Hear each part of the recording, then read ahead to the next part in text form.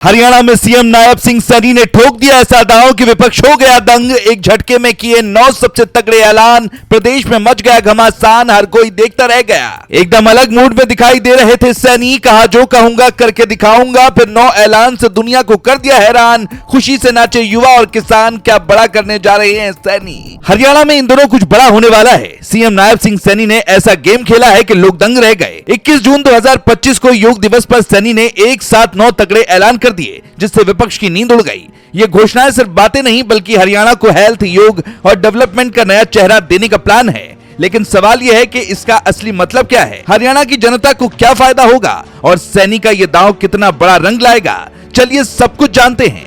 बात शुरू होती है कुरुक्षेत्र के ब्रह्म सरोवर से, जहां योग गुरु रामदेव के साथ सीएम सैनी ने 1 लाख लोगों के साथ योग किया। यहीं से सैनी ने 9 ऐलान किए जो हरियाणा को नई दिशा देंगे। पहला ऐलान ये कि कुरुक्षेत्र में एक भव्य अंतर्राष्ट्रीय ध्यान केंद्र बनेगा। मतलब हरियाणा को ग्लोबल मेडिटेशन हब बनाने की तैयारी सैनी ने कर ली है। ये केंद्र न सिर्फ योग और ध्यान को बढ़ावा देगा बल्कि टूरिज्म को भी बूस्ट करेगा। विदेशी पर्यटक आएंगे, जिससे होटल, गाइड और लोकल बिजनेस को फायदा होगा। सैनी ने योग लेखक प्रोत्साहन योजना को भी लॉन्च किया, जिसमें योग पर रिसर्च करने वाले लेखकों को हर साल सम्मान मिलेगा। देखिए, इससे यूनिवर्सिटियों में योग साइंस को गंभीरता से लिया जाएगा, स्टूडेंट्स को नए रिसर्च के मौके मिलेंगे और हरियाणा योग रिसर्च का हब बनेगा। एक्सपर्ट्स कहते हैं कि इससे नई जनरेशन योग को करियर ऑप्शन की तरह देखेगी और हेल्थ साइंस में हरियाणा का नाम रोशन होगा। तीसरा ऐलान ये कि हरियाणा में पहले से 883 योग और व्यायाम शालाएं हैं और अब 100 और खुलेंगी। ये शालाएं गांव-गांव तक योग पहुंचाएंगी। इससे नौजवानों और बुजुर्गों को फिटनेस का मुफ्त प्लेटफॉर्म मिलेगा। चौथा ऐलान ये कि स्कूलों में क्रेडिट आधारित योग्य मूल्यांकन होगा। सैनी ने ऐलान किया कि सरकारी स्कूलों में योग का मूल्यांकन क्रेडिट सिस्टम से होगा, यानी बच्चों को योग के लिए ग्रेड्स मिलेंगे। इतना ही नहीं, स्कूलों में योग अनिवार्य होगा और बच्चे छोटी उम्र से फिटनेस और मेंटल हेल्थ सीखेंगे। ये कदम बच्चों में तनाव कम करेगा और ड्रग्स से दूर रखेगा। पांचवा ऐलान है योग और प्राकृतिक चिकित्सा को आयुष सिस्टम में मान्यता देना और चिकित्सकों का रजिस्ट्रेशन शुरू होना। इसका मतलब ये कि हरियाणा में आयुर्वेदिक और योग बेस्ड ट्रीटमेंट को बढ़ावा मिलेगा, मरीजों को सस्ता और नेचुरल इलाज मिलेगा और प्राकृतिक चिकित्सा का मार्केट बढ़ेगा।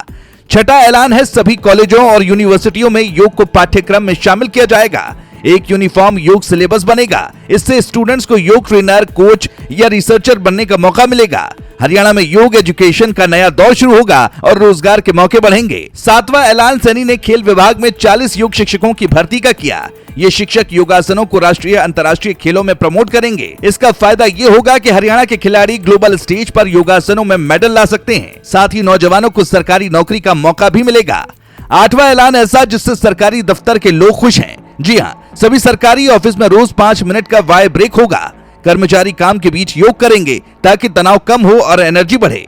इस दौरान कर्मचारी थोड़ा बहुत योग कर सकेंगे, चाय की चुस्की भी ले सकेंगे। ये कदम कर्मचारियों की प्रोडक्टिविटी बढ़ाएगा और वर्क प्लेस को हेल्दी बनाएगा। 9वां ऐलान सैनी ने एंटी माइक्रोबियल रेजिस्टेंस के खिलाफ स्टेट लेवल टास्क फोर्स बनाई। इसका मकसद ये है कि बिना डॉक्टर की सलाह के एंटीबायोटिक्स के गलत इस्तेमाल को रोकना। हर साल लाखों मरीजों की बीमारियां एंटीबायोटिक्स के काम न करने से लंबी चलती हैं। ये टास्क फोर्स डॉक्टरों को गाइड करेगी और जनता को जागरूक करेगी। इससे हेल्थ सिस्टम मजबूत होगा और मरीजों को बेहतर इलाज मिलेगा। इन ऐलानों से सैनी ने साफ कर दिया कि वो हरियाणा को हेल्थ, योग और डेवलपमेंट का ग्लोबल हब बनाना चाहते हैं। विपक्ष को ये समझ नहीं आ रहा कि इसका जवाब कैसे दें। सैनी के ऐलान पर आप क्या कहेंगे, कमेंट में बताएं।